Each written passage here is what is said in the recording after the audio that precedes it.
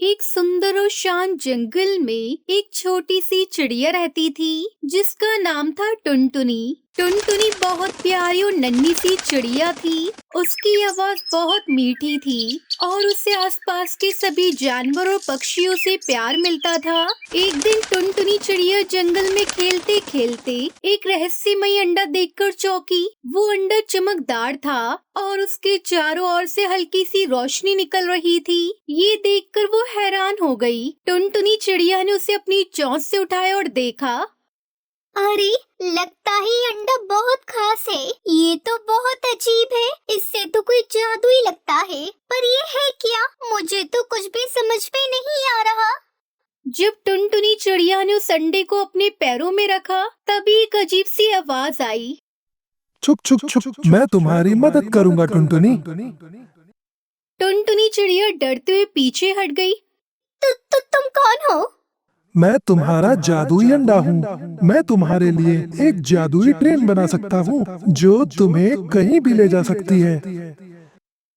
टुनटुनी चिड़िया को विश्वास नहीं हुआ। क्या सच में? तो फिर मुझे इस ट्रेन का इस्तेमाल करना चाहिए। बिल्कुल टुनटुनी। तभी टुनटुनी चिड़िया के पैरों के नीचे से एक जादुई ट्रेन निकली। ये एक छोटी सी ट्रेन थी जो अंडे से निकलकर चलते चलते टुनटुनी चिड़िया के सामने आ खड़ी हुई। और इसकी एक अलग बात ये थी कि ये ट्रेन अंडों से बनी हुई थी। अरे वाह, ये तो सचमुच जादुई अंडे की ट्रेन है। टुनटुनी चिड़िया खुशी से चहकने लगी, लेकिन टुनटुनी चिड़िया की खुशी ज्यादा देर तक नहीं टिक सकी। तभी एक कौवा जिसका नाम था कालू, उसने ये सब देखा और उसकी आंखों में खतरनाक चमक आई। कालू कौवा बहुत चालाक और आलसी था। वो हमेशा दूसरे पक्षियों की चीजें चुराने की कोशिश करता था। ओए टुनटुनी, ये क्या है? ये तुम्हारे पास किसका जादुई अंडा है? कालू कौवे ने शरारती हंसी के साथ टुनटुनी चिड़िया से पूछा। टुनटुनी चिड़िया ने डरते हुए बोला, ये मेरा जादुई अंडा है कालू भैया। इसमें से ट्रेन निकलती है जो अंडों से बनी हुई है। वो ट्रेन मुझे कहीं भी ले जा सकती है। ये केवल मेरी अंडे की ट्रेन है और तुम इसे नहीं ले जा सकते। कालू मुस्कुराए और चालाकी से कहा, तुम तो छोटी सी चिड़िया हो। तुमसे ज्यादा बड़ा और मजबूत हूँ। मुझे वो जादुई अंडा चाहिए और मैं इसे छीन कर ही रहूंगा। टुनटुनी चिड़िया ने सोचा कि वो कालू कौवे को कैसे हरा सकती है। उसे जल्दी से एक विचार आया। उसने कहा, ठीक है कालू भैया, अगर तुम ये अंडा और ट्रेन चाहते हो तो मुझे तुम्हारी मदद चाहिए। कालू ने हंसी के साथ कहा, क्या मदद चाहिए तुम्हें? तुम छोटी सी चिड़िया हो। मुझे तुमसे कोई मदद नहीं चाहिए।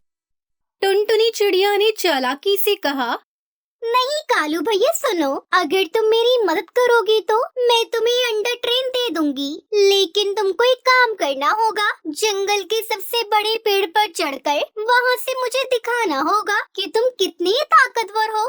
यह तो बहुत आसान है।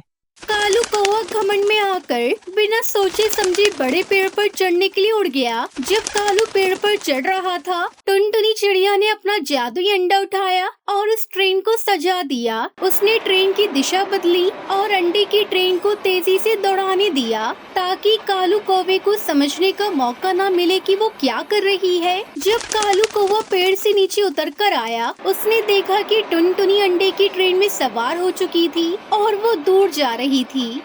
अरे नहीं, मुझे तो इस अंडे की जादुई ट्रेन चाहिए थी। ये कहाँ जा रही है? अरे टुनटुनी, रुको तुम।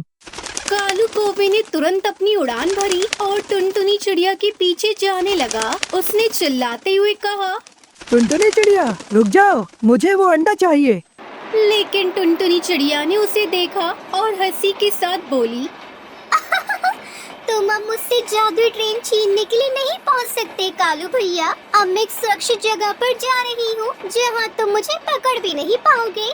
कालू ने परेशान होकर पूछा, कहाँ पर हो तुम? टुनटुनी चिड़िया ने जवाब दिया, मैं अपने दोस्तों के पास जा रही हूँ। मुझे और मदद चाहिए और तुमसे मैं अब डरने वाली नहीं हूँ। फिर टुनटुनी चिड़िया ने ट्रेन को और तेज किया और एक सुंदर बगीचे में जा पहुंची, जहां सभी पक्षी और जानवर उसे देखकर खुश हो गए। कालू कौवा बहुत निराश हो गया। उसने समझा कि चालाकी से काम नहीं चलता। शायद मुझे अपनी गलतियों को सुधारने की जरूरत है।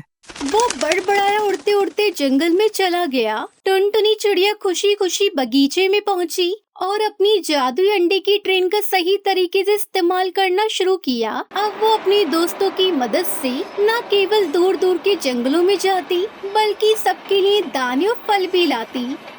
मैंने कालू कौवे को हारते हुए देखा है और अब मैं समझ गई हूँ कि ताकत नहीं, समझदारी और साहस से ही हम जीत सकते हैं।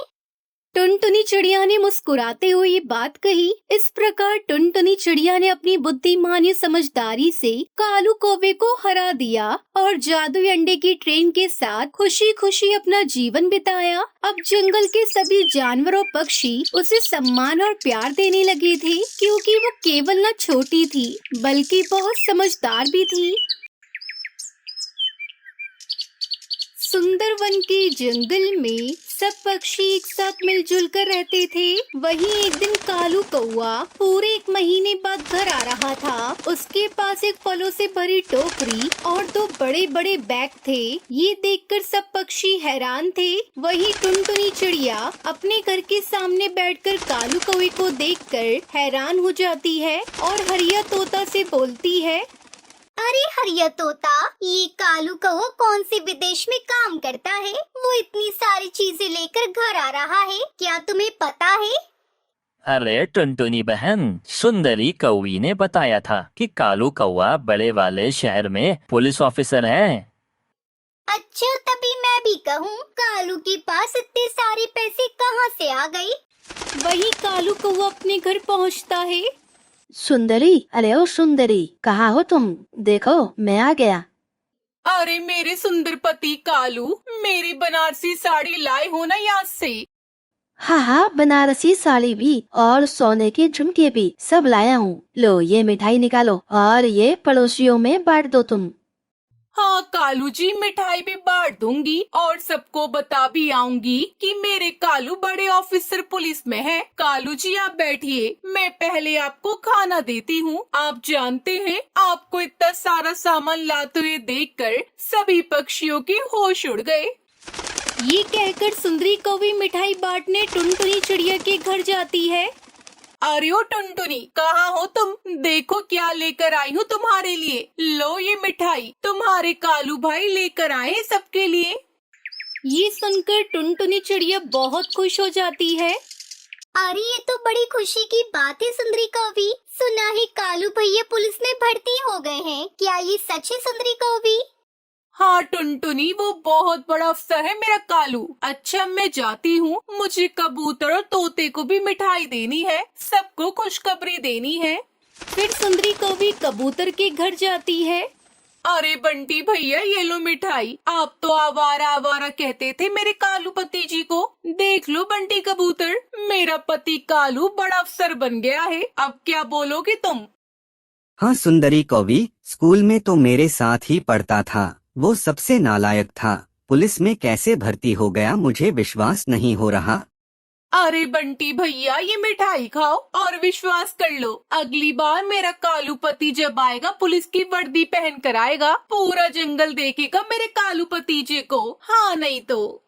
वहीं रात को कालू कौवा सुंदरी कौवी के पास बैठा बड़ी बड़ी बातें छोड़ रहा था।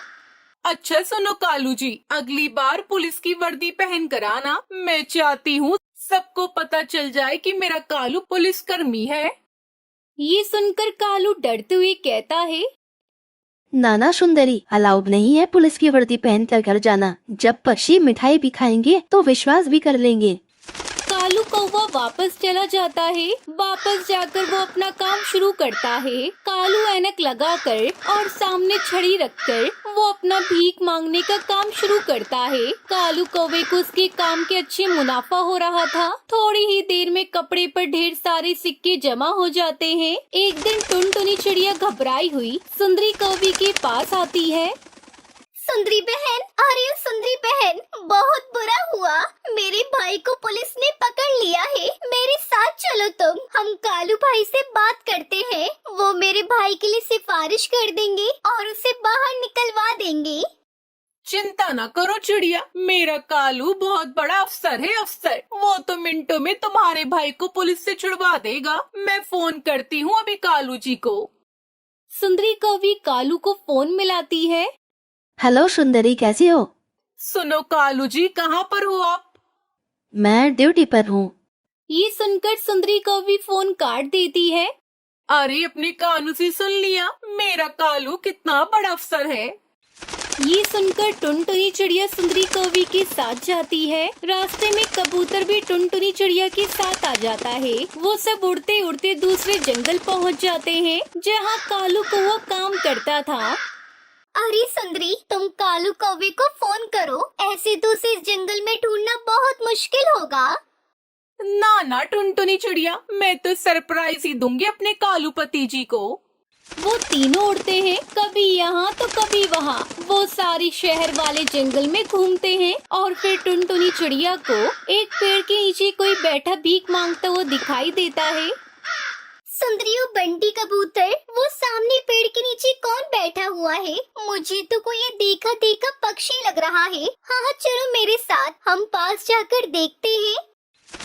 फिर टुनटुनी चिड़िया बंटी कबूतर सुंदरी कौवी के साथ उस पक्षी के पास जाते हैं और सबकी हैरानी से चीख निकल जाती है। अरे रे रे, ये तो कालू है कालू।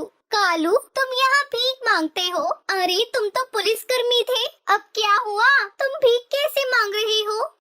कालू कौवा शर्म के मारे अपना मुंह दूसरी तरफ कर लेता है।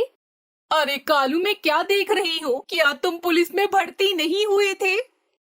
अरे सुंदरी, मैं यही कारोबार करता हूँ। इस जंगल में भीख मांगकर मुनाफा अच्छा हो जाता है। अरे कालू, अगर मुझे पहले बताया होता तो मैं कभी भी टुनटुनी चिड़िया बंटी कबूतर को साथ लेकर ना आती। सबसे झूठ बोलते हो। अब घर चलो मेरे साथ, तुम्हें तो मैं अच्छे से बताती हूँ।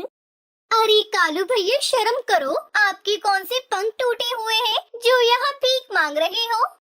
फिर कालू कौवा अपना चश्मा उतार देता है। अरे सुंदरी, मुझे 2-4 महीने और लग जाते तो मैं जंगल का सबसे अमीर पक्षी बन जाता, पर तुमने मेरा सारा प्लान चौपट कर दिया। ओ कालू के बच्चे, मैं तो तुझे घर जाकर देखूंगी। फिर सुंदरी कौवी नाराज होकर वहाँ से चली जाती है और कालू कौवा सुंदरी के पीछे भाग जाता है। टुनटुनी चिड़िया कबूतर एक दूसरे का मुंह देखते रह जाते हैं। अरे बंटी भैया, ये कालू कौवा कभी नहीं सुधरेगा। काम ना मिला तो भिखारी बन गया, झूठा कौवा।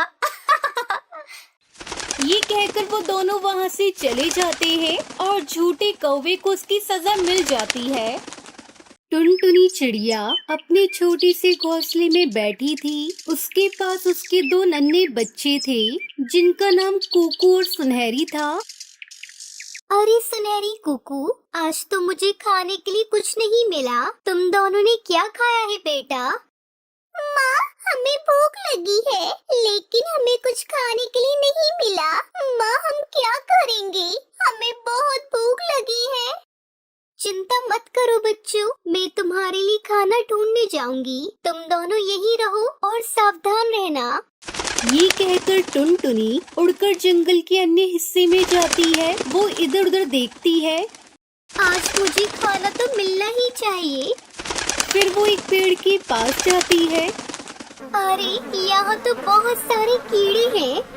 तभी टुनटुनी की नजर एक बड़े चील पर पड़ती है, जो उसकी ओर नजरें गड़ाए हुए बैठा था। क्या तुमने सोचा है कि तुम अपने बच्चों के लिए कुछ खा सकोगी? तुम कौन हो और क्यों मेरी भूख का मजाक उड़ा रही हो? मैं चील हूँ जो इस जंगल का राजा है, और तुम्हारी भूख की मुझे बिल्कुल भी परवाह नहीं है। फिर टुनटुनी चुपचाप वहाँ से उड़ने की कोशिश करती है, लेकिन चील उसे रोके रखता है।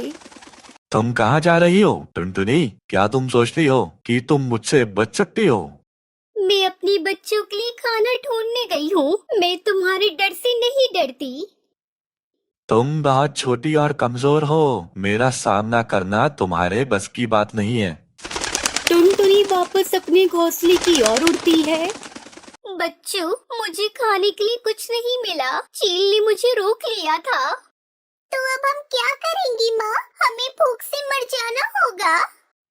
टुनटुनी अपने बच्चों को समझाती है। नहीं बच्चों, हमें हार नहीं माननी चाहिए। हम मिलकर कुछ करेंगे। लेकिन माँ, हम क्या कर सकते हैं? बच्चों, हमें एक योजना बनानी होगी। अगर हम मिलकर काम करें तो वो चील हमें नहीं रोक पाएगा। फिर वो तीनों एक योजना बनाते हैं और अगले दिन टुनटुनी फिर से जंगल में जाती है, लेकिन इस बार उसने योजना बनाई हुई थी। तुम फिर से क्यों आई हो? क्या तुमने कुछ खाने का सोचा है? मैं तुम्हारे पास आई हूँ क्योंकि मेरे बच्चे भूखे हैं। तुम सोचती हो कि तुम मुझसे कुछ मांग सकती हो? नहीं, मैं तुमसे कुछ नहीं मांग रही हूँ। मैं केवल तुम्हें चुनौती देने आई हूँ। चुनौती? क्या तुम सच में समझती हो कि तुम मुझसे जीत सकती हो? हाँ, अगर मैं जीत गई तो तुम मुझे और मेरे बच्चों को अकेला छोड़ोगे। और अगर तुम हार गई तो तुम्हें मेरा भोजन बनना होगा। हाँ, ये सही है। टुनटुनी और चील के बीच खेल शुरू होता है। ठीक है, पहले खेल उड़ान का होगा। जो सबसे ऊंची उड़ान भरेगा वही जीतेगा। मैं तैयार हूँ।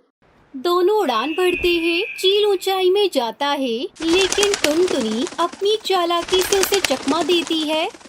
देखो चील, मैं तुमसे तेज उड़ रही हूँ। ये तो सिर्फ एक बार का जादू है। ठीक है, अब हम एक और खेल खेलेंगे। ये होगा छिपने का खेल। मैं तैयार हूँ। टुनटुनी अपने बच्चों को एक जगह छुपने के लिए कहती है। फिर चील टुनटुनी उसके बच्चों को नहीं ढूंढ पाता। देखो चील, मैं जीत गई। ये तो सिर्फ भाग्य था। नहीं, ये मेरी चतुराई थी। अब तुम हमें अकेला छोड़ दो। ठीक है, मैं हार मानता हूँ। तुम और तुम्हारे बच्चे अब सुरक्षित रहोगे। टुनटुनी और बच्चे खुशी खुशी घर लौटते हैं। माँ, तुमने चील को हरा दिया। तुम सबसे बहादुर हो। नहीं बच्चों, हम सबने मिलकर ये किया है। टुनटुनी अपने बच्चों को प्यार से गले लगाती है। अब हम एक साथ मिलकर हमेशा खुश रहेंगे और कभी भूखे नहीं रहेंगे। और बेटा, हम हमेशा एक दूसरे का साथ देंगे। जंगल अब खुशहाल था। टुनटुनी अपने बच्चों के साथ नए दोस्त बनाने में जुट जाती है। दोस्तों, चलो हम सब मिलकर खेलेंगे और एक दूसरे की मदद करेंगे। सभी जानवर और पक्षी टुनटुनी उसके बच्चों के साथ मिलकर खेलते हैं। वहीं चील अब अकेला था, लेकिन उसकी सोच बदल गई थी। शायद मुझे भी बदलना चाहिए। चील धीरे धीरे अपने पुराने व्यवहार को छोड़ने का फैसला करता है। एक दिन चील टुनटुनी के पास आता है। टुनटुनी, मैं तुम्हें परेशान करने के लिए खेद व्यक्त करता हूँ। क्या तुम मुझे माफ करोगी? हाँ, अगर तुम सच में बदलना चाहती हो तो मैं तुम्हें माफ करती हूँ। अब हम सब दोस्त बन सकते हैं। फिर टुनटुनी, उसके बच्चे और चील मिलकर एक नई शुरुआत करते हैं। अब हम सब मिलकर इस जंगल को और भी खूबसूरत बनाएंगे। हाँ, मैं अब तुम सबका दोस्त हूँ। तीनों मिलकर जंगल में खुशियाँ बांटते हैं। जंगल में हर दिशा में खुशियाँ बिखर जाती हैं। टुनटुनी और उसके बच्चे अब कभी भूखे नहीं रहते और चील भी उसका नया दोस्त बन गया था। जब हम सब मिलकर काम करते हैं तो कोई भी भूखा नहीं रहता। हाँ माँ, हम सब दोस्त हैं। सभी खुशी से झूमते हैं और खुशी खुशी रहने लगते हैं। इस कहानी ने हमें सिखाया कि अगर हम एकजुट होकर काम करें तो किसी भी मुश्किल का सामना कर सकते हैं। टुनटुनी की बहादुरी और चतुराई ने उसे और उसके बच्चों को भूख से बचाया और चील को भी बदलने का मौका दिया। जीवन में दोस्ती और एकता सबसे महत्वपूर्ण है।